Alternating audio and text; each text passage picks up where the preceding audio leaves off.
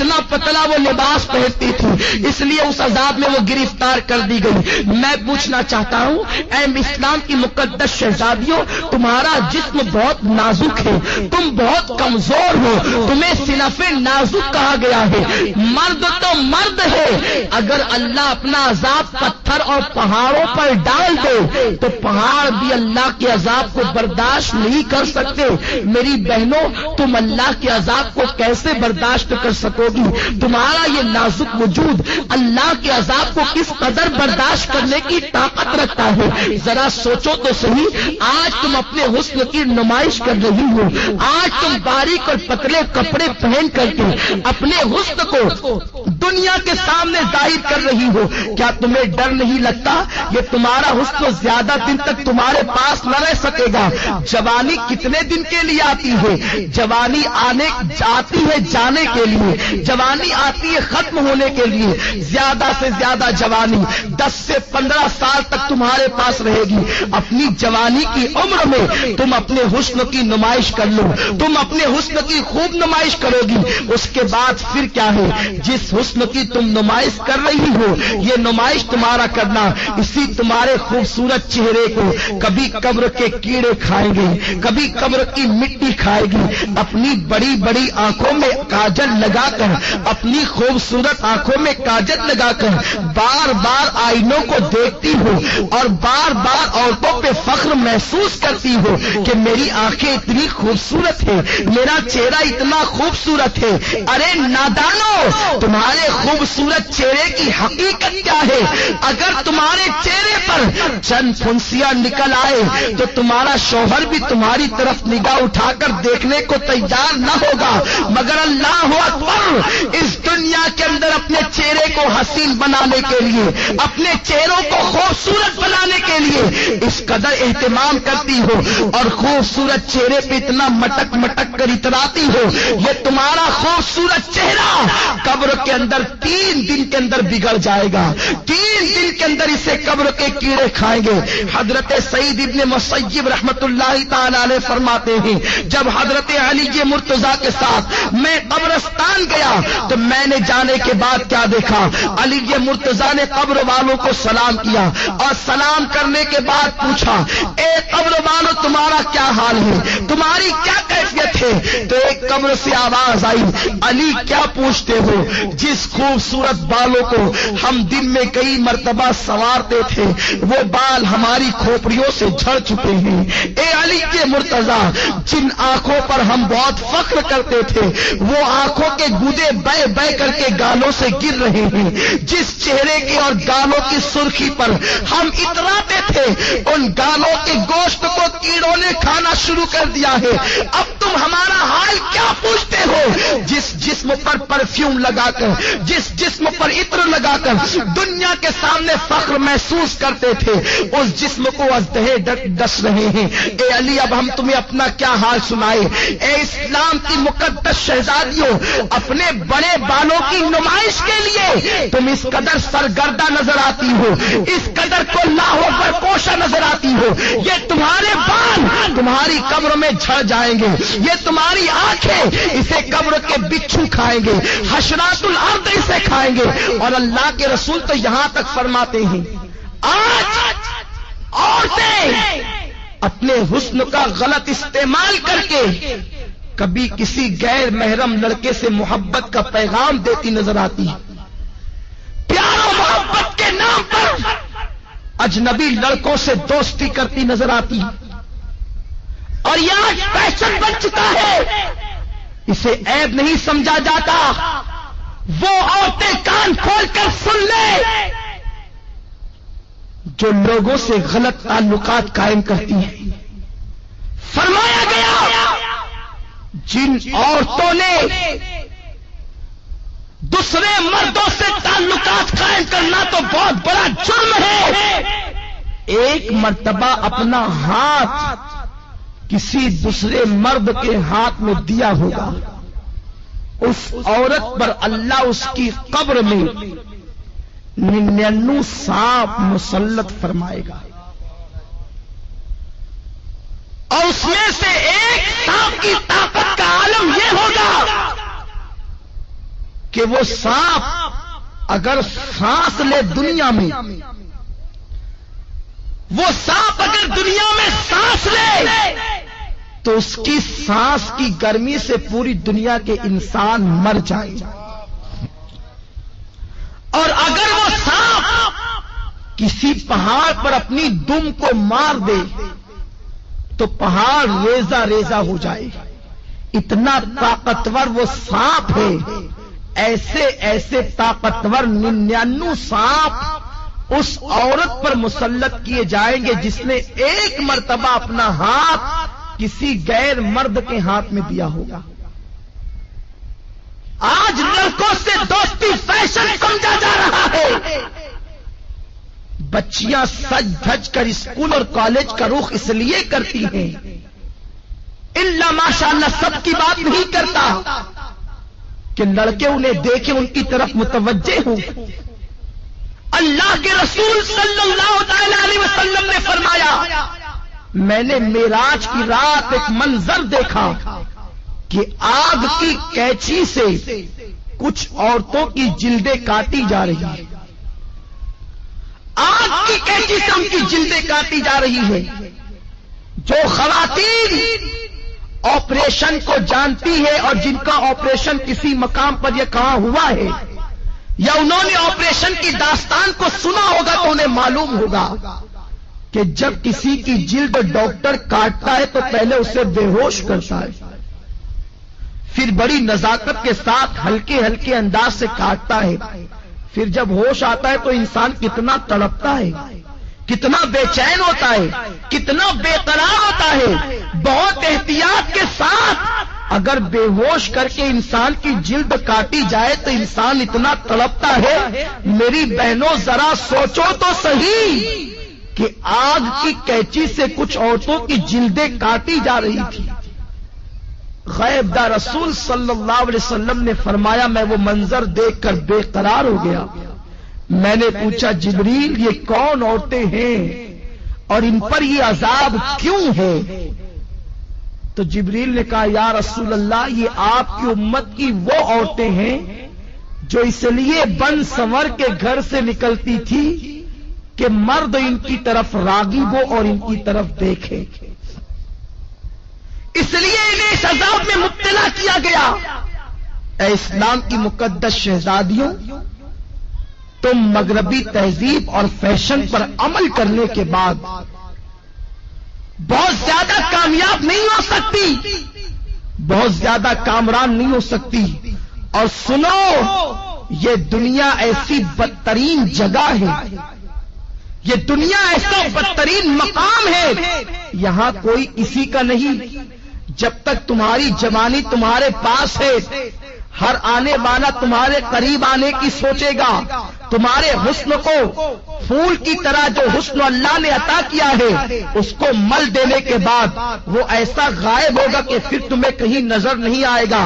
آج کل یہ باتیں بھی سننے میں آ رہی ہے کہ یہ چیز بھی فیشن بنتی جا رہی ہے کہ ایک عورت شوہر کے ہونے کے باوجود دوسروں کی طرف نگاہ کرتی ہے، یا دوسروں کے بہلانے پھسلانے پر، کبھی زیور کے لالچ دینے پر، کبھی دولت کی لالچ دینے پر، کبھی کاروں میں اور بائک پر گھومنے کی لالچ دینے پر عورتیں پھسل جاتی ہیں۔ دراصل غلطی عورتوں کی نہیں ہے، اس لیے کہ یہ بیچاری ناقص العقل ہے، بہت جلدی کسی کے پھندے میں آ جاتی ہے، بہت جلدی کوئی نے استعمال کر جاتا ہے، بہت جلدی کوئی نے یوز کر لیتا ہے۔ مگر میری بہنوں، میری بات کا برا نہ ماننا، میں تمہارے نبی کا نواسا اور تمہارا چھوٹا سا بھائی ہوں، میں تمہاری خیر خواہی کے لیے یہ باتیں عرض کر رہا ہوں، ورنہ عورتیں یہ نہ کہیں کہ منبر پر بیٹھ کر ہم سے یہ کیا باتیں کہی جا رہی ہے۔ میں یہ نہیں کہتا کہ اجتماع میں آنے والی ساری عورتیں بری ہیں، میں یہ باتیں صرف اس لیے کہہ رہا ہوں کہ جو بری عورتیں ہیں تم جا کر کے ان عورتوں کو یہ باتیں بتاؤ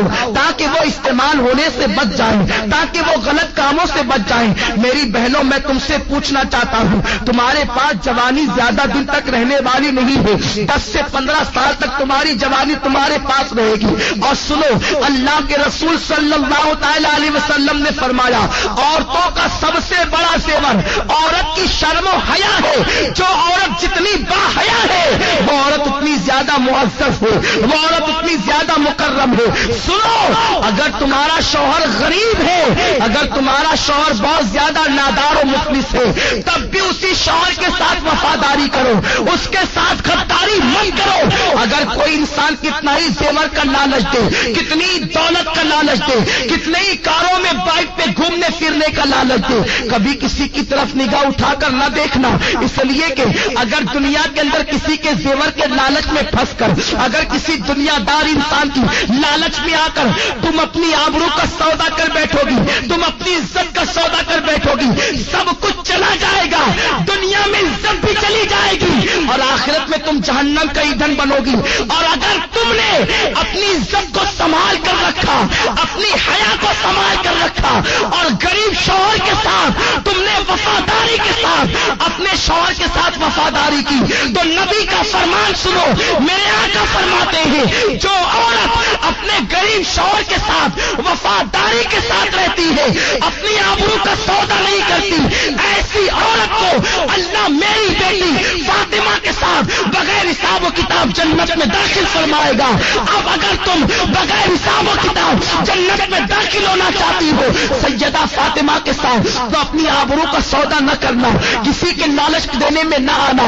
یہ زیور کیا حیثیت رکھتے ہیں, زیوروں کی کیا حیثیت ہے, سونے چاندی کی کیا حیثیت ہے, اچھے لباس کی کیا حیثیت ہے, کاروں کی کیا حیثیت ہے, دنیاوی سواریوں کی کیا حیثیت ہے. جب تمہاری موت آئے گی تو سن لو, بڑھاپے میں مرنا ضروری نہیں ہے, جوانی میں بھی تمہیں موت آ سکتی ہے. اللہ اکبر. جب تمہیں موت آئے گی, اگر تم نے اپنی حیا کو بیچ کر زیورات حاصل کیے ہوں گے, یہی زیورات تمہارے بدن سے نکال لیے جائیں گے. اچھے اچھے لباس تم نے جو جمع کیے ہوں گے وہ لباس بھی تم سے چھین لیا جائے گا اور تمہیں کیا پہنایا جائے گا, سادہ سا سمپل سا 2 گز سفید کپڑا جسے دنیا کفن کہتی ہے, وہ کفن تمہارے بدن سے لپیٹا جائے گا. کافور کی وہ غمگین خوشبو تمہارے بدن سے لگائی جائے گی.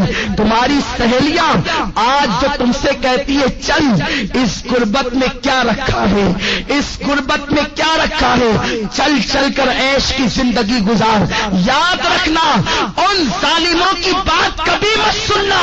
اے سیدہ فاطمہ کی کنیزاؤں, نبی نے اپنی بیٹی کا نکاح کسی کروڑ پتی کے ساتھ نہیں کیا تھا, نبی نے اپنی بیٹی کا نکاح ایسے علی کے ساتھ کیا تھا جس کے پاس گھر بھی رہنے کو موجود نہ تھا.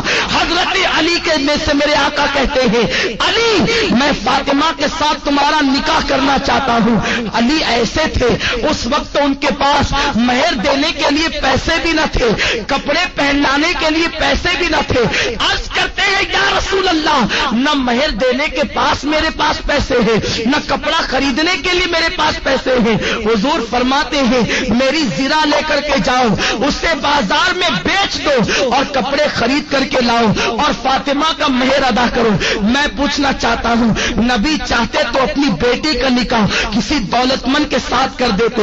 بڑے بڑے دولت مند میرے سرکار کی بیٹی کا ہاتھ مانگنے کے لیے آئے تھے, مگر نبی جانتے تھے اگر میں نے اپنی بیٹی کا نکاح کسی دولت مند کے ساتھ کر دیا تو میری امت کی بیٹیوں کا کیا ہوگا, میری امت کی بیٹیاں زندگی کیسے گزارے گی. نبی نے اپنی بیٹی کا نکاح ایک غریب علی کے ساتھ کر کے دنیا کو بتا دیا کہ غریب شوہر کے ساتھ ایمانداری اور وفاداری کے ساتھ اپنی زندگی کو گزار دینا یہ نبی کی بیٹی فاطمہ کی سنت ہے, تمام جنتی عورتوں کی سردار کی سنت ہے. میرے آقا علیہ الصلوۃ والتسلیم کی کنیزاؤں سیدہ فاطمہ اتنے غریبی کے عالم میں اپنی زندگی کو گزارتی تھی کہ اپنے ہاتھوں سے چکی خود پیستی تھی. چکی پیسنے سے ہاتھوں میں چھالے پڑ گئے تھے, مشکیزہ بدن پر رکھ کر کے پیٹھ پر لاد کر مشکیزے سے پانی لاتی. نبی کی شہزادی کے پیٹھ پر اس مشکیزے کے کالے کالے نشان پڑ گئے تھے. میری بہنوں تم بھی تو اچھا لباس پہنتی ہو, نبی کی بیٹی تو 72 پیون لگی ہوئی ایک چادر اوڑھتی تھی اور ایک چادر کے علاوہ نبی کی بیٹی کے پاس دوسری کوئی چادر موجود نہ تھی. تم تو 3 مرتبہ پیٹ نبی کی بیٹی تو 3 دن تک کے فاقے کرتی تھی، کیا نبی کی بیٹی کی زندگی تمہارے لیے نمونہ نہیں ہے؟ کیا نبی کی بیٹی کی زندگی تمہارے لیے اسوہ حسنہ نہیں ہے؟ ذرا سوچو تو صحیح، تم 3 مرتبہ پیٹ بھر کے کھا کے اللہ اور رسول سے بے وفائی کرتی ہو، اور وہ 3 دن فاقہ کر کے اتنی نماز کی پابند تھی کہ 5 وقت کی نماز بھی پڑھتی، تہجد بھی پڑھتی، اور جب نفل نماز پڑھتی تو ایک سجدے کے اندر پوری رات گزر جاتی اور سبحان ربی الاعلیٰ کا ترانہ گنگناتی۔ جب فجر کی اذان سنتی تو حسرت کے ساتھ سر کو سجدے سے اٹھاتی اور کہتی اے اللہ تو نے رات اتنی چھوٹی بنائی کہ تیرے محبوب کی بیٹی فاطمہ دل کھول کے سجدہ بھی نہ کر سکی۔ اے خاتون جنت کی کنیزاؤں، تم مسلمان ہو، تمہاری تقدیر کا ستارہ بہت عروج پر ہے، اللہ نے تمہیں ایمان کی دولت دی ہے۔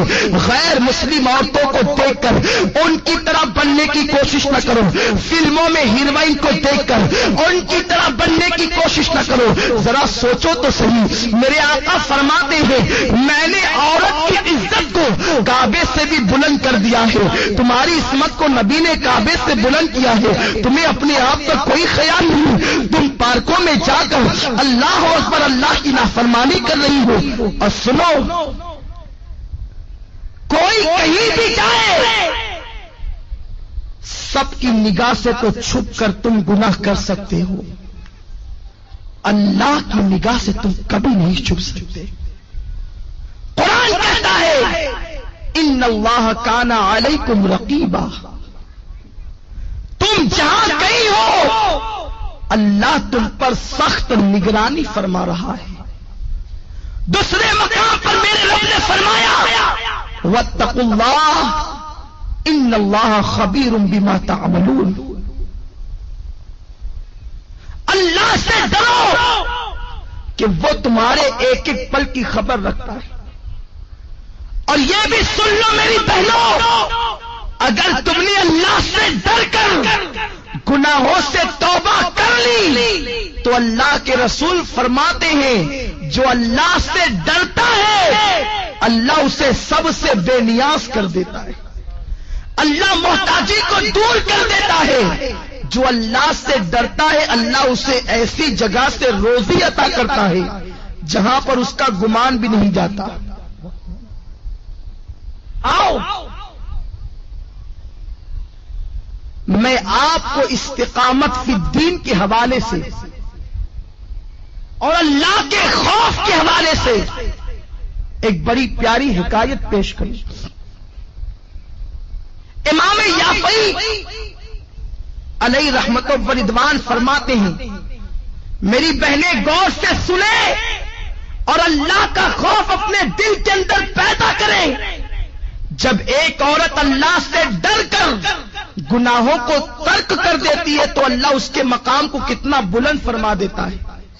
امام یافعی رحمت اللہ تعالی علیہ فرماتے ہیں 2 دوست تھے، دونوں میں بہت زیادہ پیار و محبت تھی، ایک دوسرے سے بڑی محبت کرتے تھے، مگر ایک نوجوان کی کیفیت یہ تھی کہ وہ جلتے ہوئے انگاروں میں ہاتھ ڈال دیتا، اس کے ہاتھ پر آگ اثر نہیں کرتی تھی، وہ جلتے ہوئے کڑاہوں میں ہاتھ ڈال دیتا، تیل کی کڑک اس کے ہاتھ پر اثر نہیں کرتی تھی، وہ بڑے بڑے انگارے ہاتھ سے پکڑ لیتا، آگ اس کے ہاتھ کو نہیں جلاتی تھی۔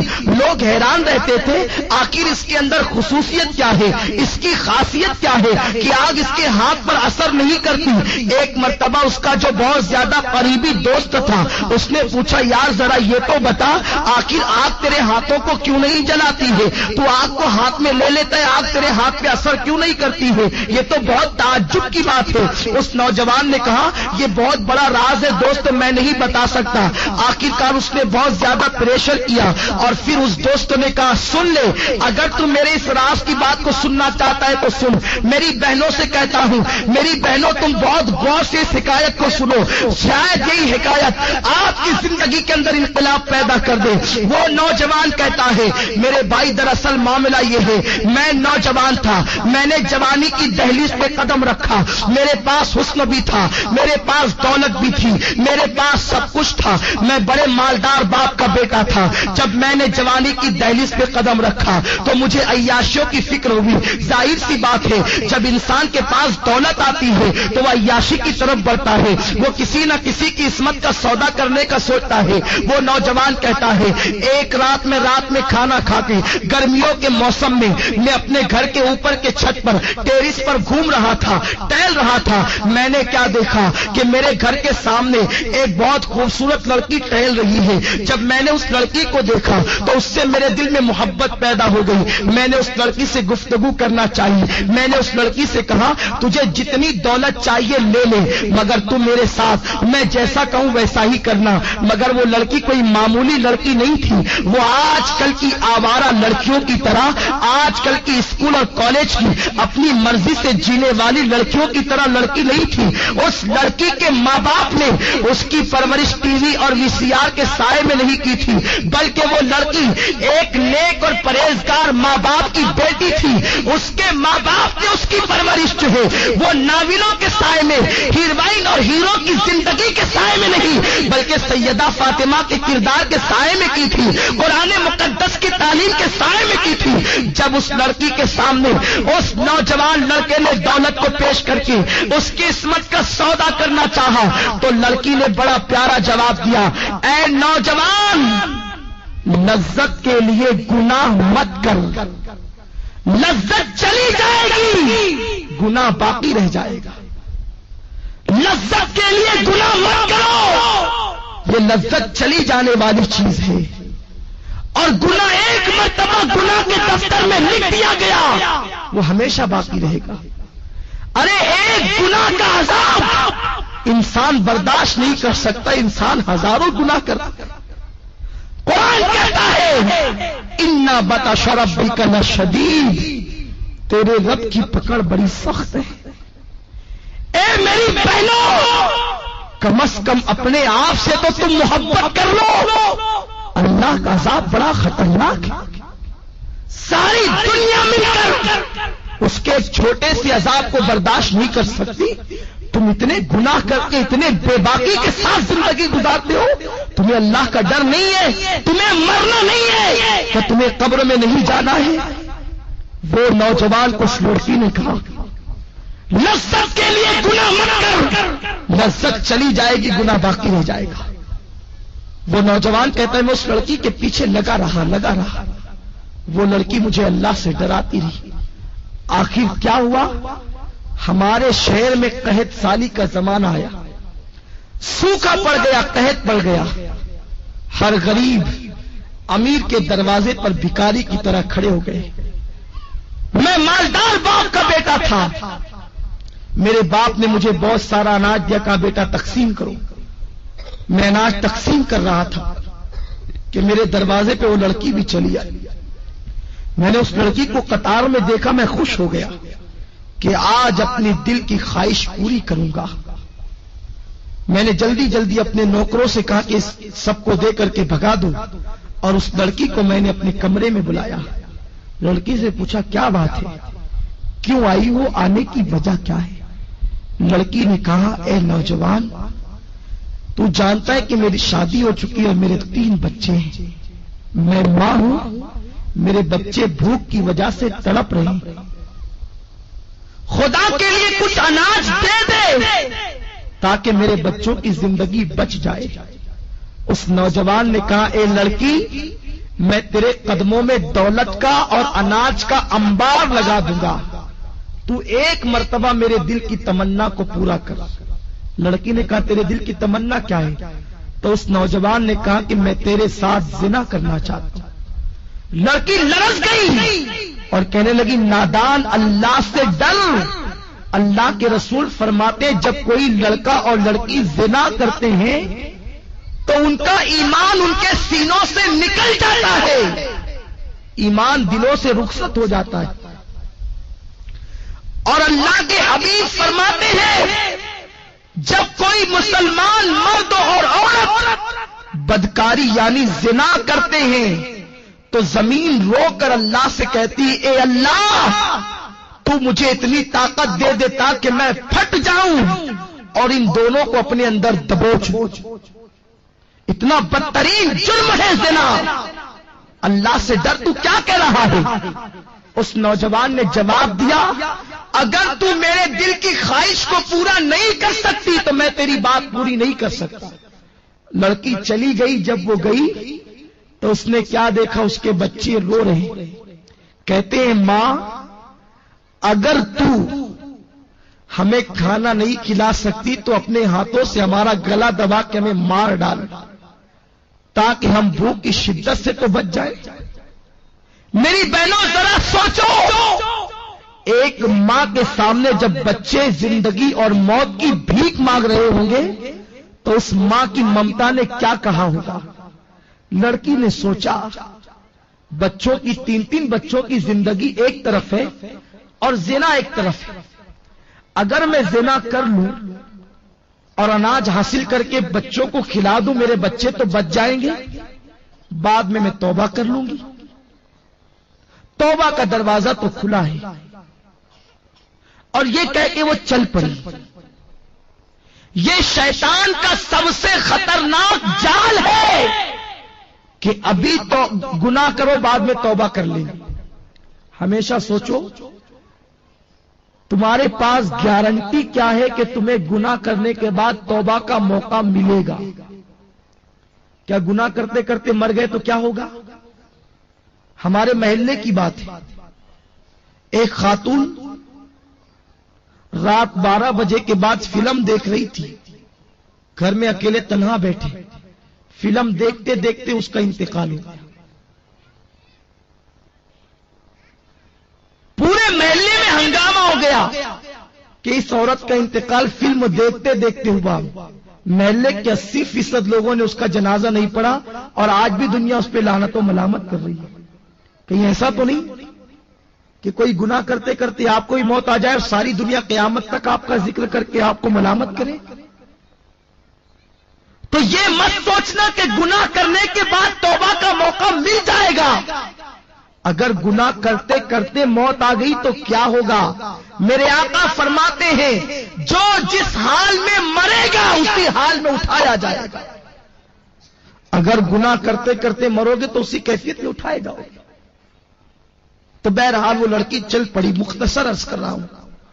رستے میں آئی تو اس لڑکی نے سوچا کہ اگر میں گناہ کر لوں اور بچوں کی زندگی نہ بچے تب اگر اللہ چاہے تو وہ کھانے کے بعد بھی مر سکتے ہیں. ضروری تو نہیں کہ کوئی بھوکا ہی مرے، کھانے کے بعد بھی بچے مر سکتے ہیں. تو بچوں کی زندگی کے لیے اپنی عصمت پر داغ کیوں لگاؤں؟ جس رسول کے صدقے مجھے عزت ملی، وقار ملا، زندگی ملی، میں اس رسول کا دل کیوں دکھاؤں؟ یہ سوچ کر وہ گئی اور نوجوان سے کہا میرے بچوں پہ رحم کر کے کچھ دے دے. تو اس نے کہا تو میری دل کی خواہش پوری کر، میں تیری خواہش پوری کر دوں گا. لڑکی نے کہا اے نوجوان کان کھول کے سن لے، اپنے ایک ایک بچے کو بھوک سے تڑپ تڑپ کر مرتا دیکھنا تو گوارا کر لوں گی مگر نبی کی نافرمانی نہیں کروں گی، کبھی گناہ کی طرف نہیں جاؤں گی. یہ کہہ کر وہ لڑکی پلٹ گئی اور آ کر حضرت فاطمہ کی سنت کو ادا کیا. وضو کیا اور سر سجدے میں رکھ کر کہتی ہے مولا تو نے کہا ہے گناہ سے بچنے کے لیے میں بچ گئی، اب میرے بچوں کی زندگی بچانا تیرے کرم کا کام ہے. ادھر یہ دعا کر ہی رہی تھی، ادھر دروازے پہ دستک ہوئی. دروازہ کھول کے دیکھا تو وہی نوجوان اپنے نوکروں کے ساتھ کھڑا ہے. اس کے ہاتھوں میں بہت سارے روپیوں کے تھال اور اناج موجود ہے، کھانا موجود ہے. لڑکی نے کہا کیا بات ہے، کیوں آئے ہو؟ اس نوجوان نے کہا اے عورت تو غریب بھوکی پیاسی ہو کر اللہ سے اتنا ڈرتی ہے تو مجھے مالدار ہو کر اللہ سے کتنا ڈرنا چاہیے. میرا دل تیرے تقوی اور پرہیزگاری کی وجہ سے بدل گیا. آج کے بعد میں تجھے اپنی بہن مانتا ہوں. سارے ناپاک ارادوں سے میں نے توبہ کر لی. یہ لے میری طرف سے تحفہ قبول فرما اور اپنے بچوں کو کھلا دے۔ اس لڑکی نے کہا رک جا، پھر سجدہ کیا اور کہتی ہے اے اللہ، یہ نوجوان اگر اپنے قول میں سچا ہے، یہ اگر صحیح کہتا ہے تو یہ تیری بندی تیری بارگاہ میں دعا کرتی ہے کہ تو اس پر دنیا کی آگ بھی حرام کر دے اور جہنم کی آگ بھی حرام کر دے۔ وہ نوجوان کہتا ہے وہ اللہ سے ڈرنے والی بندی کی دعا کا اثر ہے کہ جیسے میں آگ میں ہاتھ ڈال دیتا ہوں تو آگ میرے ہاتھوں پر اثر نہیں کرتی، اس کی دعا میں اتنی تاثیر کہ اس نے مجھے دعا دے دی تو میں دنیا کی آگ کو پکڑتا ہوں تو آگ میرے ہاتھوں پر اثر نہیں کرتی۔ مجھے امید ہے کہ جہنم کی آگ بھی میرے جسم پہ اثر نہیں کرے گی۔ میری بہنوں ذرا سوچو تو صحیح، اگر ایک عورت گناہ سے بچے، ایک عورت اگر برائی سے بچے تو اس کی دعا میں اتنی تاثیر پیدا ہو جائے کہ اگر وہ کسی کے لیے دعا کر دے کہ تیرے ہاتھ پر دنیا کی آگ اثر نہ کرے تو دنیا کی آگ اسے جلا نہیں سکتی، تو خود اس بندی کے وجود کا عالم کیا ہوگا، خود اس بندی کی شان و شوکت کا عالم کیا ہوگا۔ تو میری بہنوں تم اپنے مقام کو پہچانو، تم نبی کی امتی ہو، تم سرکار کی کنیز ہو، تم سیدہ فاطمہ کے نقش قدم پر چلنے کے لیے پیدا کی گئی ہو۔ اپنی عصمت و آبرو کو سمجھو اور اپنی آبرو کا سودا نہ کرو۔ اور چلتے چلتے آخری بات بتا دوں، اگر کوئی میری بہن غلطی سے کوئی گناہ کر چکی ہے تو وہ پریشان نہ ہو، آج بھی توبہ کا دروازہ کھلا ہوا ہے، صدق سے توبہ کر لو۔ ابھی تھوڑی دیر کے بعد یہاں پر دعا ہوگی، ذکر ہوگا، اس میں چند آنسو بہا کے توبہ کر لو، اللہ تمہاری توبہ کو قبول فرما لے گا۔ میرے آقا فرماتے ہیں التائب من الذنب کمن لا ذنب لہ، کہ گناہ سے توبہ کرنے والا ایسا ہے جیسے اس نے گناہ کیا ہی نہیں۔ اور اللہ فرماتا ہے واللہ یحب التوابین، کہ بے شک اللہ تبارک و تعالی توبہ کرنے والوں کو اپنا محبوب بنا لیتا ہے۔ ان اللہ یحب التوابین، بے شک اللہ توبہ کرنے والوں کو اپنا محبوب بنا لیتا ہے۔ تو میری بہنوں توبہ کر لو، توبہ کا دروازہ اب بھی کھلا ہے۔ اگر فلمیں دیکھ کر یا ڈرامے دیکھ کر یا پارکوں میں جا کر یا کہیں پر کوئی خطا ہو گئی ہو تو آج صدق دل سے توبہ کر لو، انشاءاللہ اللہ تمہاری توبہ کو قبول فرمائے گا۔ آئیے اس سلسلے میں ایک بات میں تمہارے سامنے اور پیش کر دوں کہ توبہ اللہ اپنے بندوں کی قبول کرتا ہے، مگر توبہ نام کس چیز کا ہے؟ کانوں کو پکڑنے کا نام توبہ نہیں، گالوں کو پیٹنے کا نام توبہ نہیں۔ توبہ کہتے اسے ہیں ایک مرتبہ اپنے اللہ سے دل ہی دل میں عہد کر لیا کہ مولا اب میں کبھی گناہ نہیں کروں گی، دوبارہ آندھی آئے طوفان آئے قیامت آ جائے مگر تم دوبارہ اس گناہ کی طرف نہ جاؤ، اسی کا نام سچی توبہ ہے۔ اور سچی توبہ کرنے والوں کا مقام بہت بلند ہو جاتا ہے، اس کا مرتبہ بہت بڑا ہو جاتا ہے۔ آج میں آپ کو بتاؤں، حضرت ذوالنون مصری علیہ رحمت و رضوان کے دربار میں کچھ محلے کے لوگ آئے اور آنے کے بعد کہتے ہیں اے ذوالنون مصری، ہمارے محلے کے اندر ایک رقاصہ آئی ہے، ایک ناچنے والی آئی ہے، ایک ڈانس کرنے کے لیے آئی ہے، اور نوجوان جاتے ہیں اور رات بھر اس کے ساتھ بدکاری کرتے ہیں، اس طریقے سے وہ ماحول خراب کر رہی ہے، پورے محلے کا معاشرہ تباہ ہو رہا ہے۔ میری بہنوں ذرا غور سے سنو، اللہ کیسا کریم و رحیم ہے، اللہ کیسا ستاروں کا فار ہے۔ حضرت ذوالنون مصری اللہ کے ولی تھے، اللہ اکبر۔ جب ان کے دربار میں محلے کے لوگ آئے کہ محلے میں گناہ ہو رہا ہے، ایک عورت تباہی مچا رہی ہے، نوجوان کھچے کھچے اس کی طرف جا رہے ہیں، اسے محلے سے نکال دو، اللہ اکبر۔ مگر سنو، اگر کوئی گناہ کرے تو اسے محلے سے نکالنے کی کوشش نہ کرنا، گناہ کرنے والوں کو کبھی حقیر مت سمجھو، ہمیں گناہ سے نفرت کرنے کا حکم دیا گیا ہے، گنہگار سے نفرت کا حکم نہیں دیا گیا، ہمیں مرض سے نفرت کا حکم دیا گیا ہے، مریض سے نفرت کا حکم نہیں دیا گیا۔ گناہ مرض ہے، گناہگار مریض ہے، اگر تم مریض سے نفرت کرو گے تو گنہگاروں کا علاج کون کرے گا؟ میرے آقا نے تو بڑے بڑے گنہگاروں کو سینے سے لگایا، ہمیں کیا حق بنتا ہے کسی گنہگار کا گناہ اوپن کر کے اس کا مذاق اڑانے کا؟ تو میری بہنوں، اگر تمہارے محلے کے اندر کوئی عورت گناہ کرتی ہوئی پکڑی جائے یا کوئی عورت کسی کا گناہ تمہارے سامنے اوپن ہو جائے تو اس کی تشہیر مت کرنا، بلکہ اس کے قریب جا کر اس کی اصلاح کرنے کی کوشش کرنا، اسے گناہ سے روکنے کی کوشش کرنا۔ حضرت ذوالنون مصری کی بارگاہ میں محلے کے لوگ آ کر کہتے ہیں اس رقاصہ کو نکال دو۔ اس زمانے کے لوگ کتنے حساس تھے، کتنے متقی اور پرہیزگار تھے کہ ایک عورت گناہ کرنے کے لیے آئی تھی، پورا محلہ مخالفت کر رہا تھا۔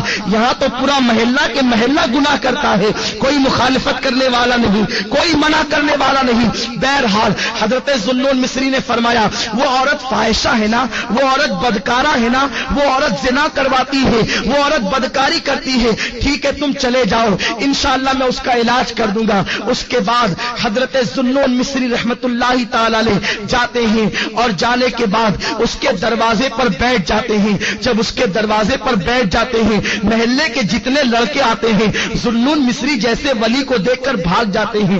حضرت ذوالنون مصری ان نوجوانوں کو سمجھاتے ہیں برائی نہ کرو، یہ بہت بری چیز ہے، اس سے روزی ختم ہوتی ہے، اس سے چہرہ مسخ کیا جاتا ہے، اس سے چہرہ بدل جاتا ہے، اس سے انسان تباہ ہوتا ہے، اس سے انسان بدنام ہوتا ہے، اس سے انسان کی زندگی کم کر دی جاتی ہے۔